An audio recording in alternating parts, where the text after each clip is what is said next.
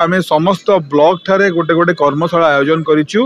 विगत 3 गोटी ब्लॉक पर आज चतुर्थ ब्लॉक यही ठारे आज समस्त उपस्थित रे ब्लॉक समस्त कर्मचारी आमर पीआरआई मेंबर्स आशा कर्मी अंगनवाड़ी कर्मी एवं छात्र छात्री समस्त उपस्थित रे साइबर क्राइम अभियान गोटे भल कर्मशाला आयोजन करा जायछि। साइबर क्राइम जेहेतु बढ़ी चली विभिन्न प्रकार नुआ नुआ तरीका रे साइबर क्रिमिनाल माने क्राइम करूछंती।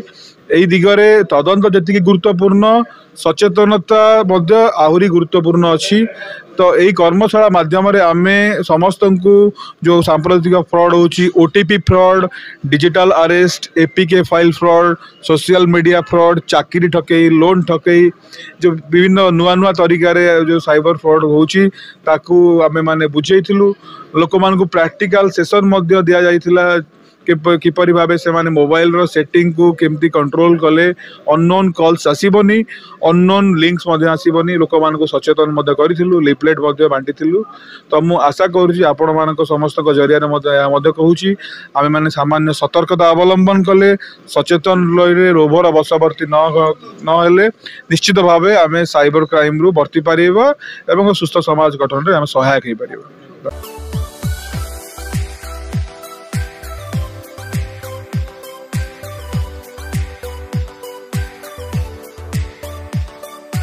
हॉलमार्क ऑर्नामेंट्स स्वप्नरू सत जाए।